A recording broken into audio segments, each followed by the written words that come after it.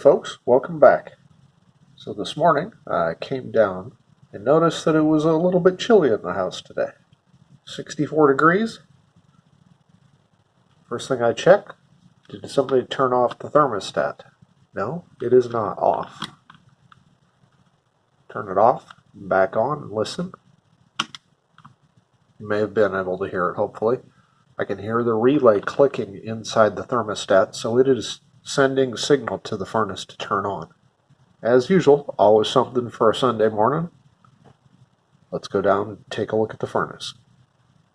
So it's a little bit of a tight fit in here. So this furnace has two access doors, an upper here and a lower. The lower is where we've got the furnace controller. So the first thing I want to do is take a look. There's a little maintenance window down here. It allows me to see the board for the furnace controller. It has a little LED on it that will give me some codes if there's a problem.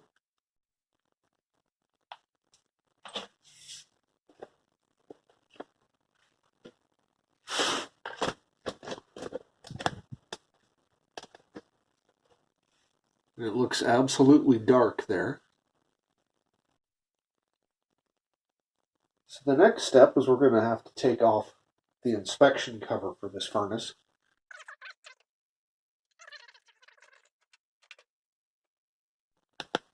All right, let's get in here and take a look. See if we can get some light.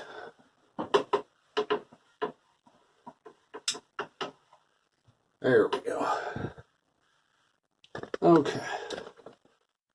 So when we take off this cover, there's a cutoff switch right here that comes out, turns off, powered everything in here.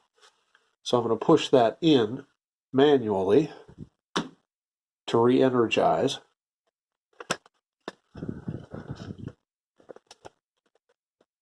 I can hear the transformer here. This goes from 120 down to 24 volts. I can hear it humming. So I know we're getting power in here. But the board, we take a look at it. There's a 7-segment LED here that normally would give us some sort of a status code, and it's not on at all. So I have power to the transformer, but I don't have any power at this board. So I'm going to wiggle some wires around, just take a look. Everything looks normal. I'm looking to see if anything looks burnt, any electrical damage. Everything looks fine here. So I'm going to release the power. So now this board, there's no 110 power down in here anymore. That's interesting. Let's take a look at that. So right here, there's a fuse on this system. And let's see if I can zoom in on that. That doesn't look right to me. So let's pull that out of there.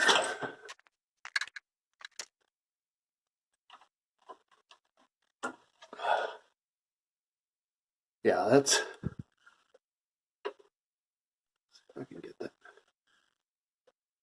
That's definitely smoked. See if we can see the end of it here. It's a 1 amp. Okay, so it looks like an automotive type fuse, but it's a 1 amp, which is a lot smaller than you would typically see in a car.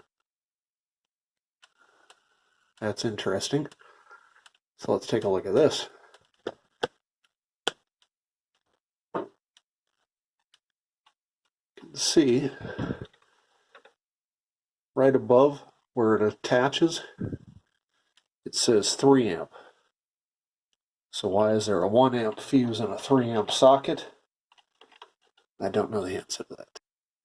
The bigger question is, do I have a fuse that'll fit in this?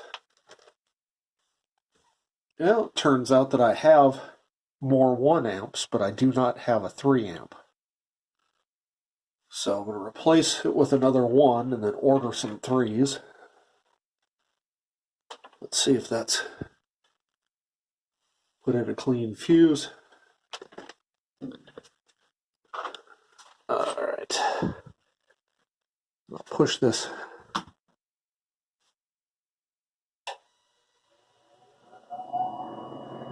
Well, that's a good sign. So you can see it's giving, I gave a code there, I didn't get it, but the H says it's now calling for heat, which is what we would expect.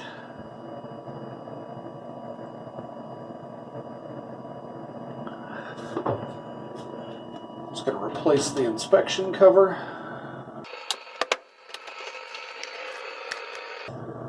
I can hear it, the igniter going.